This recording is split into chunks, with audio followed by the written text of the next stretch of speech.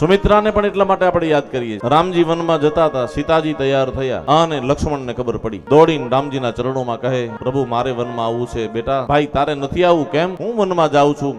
ભરત શત્રુઘ્ન હાજર નથી, પિતાજીની તબિયત ખરાબ છે, તું અહીંયા રહે, તારે માત પિતાની સેવા કરવાની છે. લક્ષ્મણજી કહ્યું, નહીં મહારાજ, મારા મા બાપ તમે છો, હું તો આવવાનો, અને જો નહીં લઈ જાઉં તો સરયુમાં પડીને આત્મહત્યા કરીશ. ભગવાન રાઘવે કહ્યું કે તો લક્ષ્મણ એક કામ કર, જા તારી માતાની રજા લઈ આવ. એમ કહેવાય છે લક્ષ્મણ મહારાજ મા પાસે આવે, માં સુમિત્રા પાસે આવે છે અને કહે કે માં રજા દે, રામ વનમાં જાય છે અને હું એની સેવામાં જાઉં છું. આટલું જ કીધું. સુમિત્રાએ શું કહ્યું? બેટા વનમાં જા, જઈ તું રામની ખૂબ સેવા કરજે, રામ સીતાની એવી સેવા કરજે, એવી સેવા કરજે. સેવા કરતા કરતા કદાચ પ્રાણ છોડવાનો વારો આવે તો પ્રાણને છોડી દેજે, અને સ્વપ્નમાં પણ બેટા રામનું ખરાબ ન ઈચ્છતો. આટલું બોલ્યા ને એટલે લક્ષ્મણજી કીધું, માં તારી એક વાત તો સમજાય એવી નથી કે કેમ કે રામની સેવા કરવામાં પ્રાણ છોડવા પડે તો પ્રાણ છોડીશ, પણ તે કીધું સ્વપ્નમાં ખરાબ ન જોતો. તો માં સ્વપ્ન કઈ મારા હાથની વાત છે? એ તો ગમે ત્યારે ગમે તેવું આવે, એના માટે માં હું કરું? તો હે માં સુમિત્રા, તારા ચરણના સોગંદ ખાઈ અને પ્રતિજ્ઞા ધારણ કરું, 14 વર્ષ રામની વનમાં સેવા કરીશ, 14 વર્ષ હું ઊંઘ નહીં કરું, આ મારી પ્રતિજ્ઞા છે.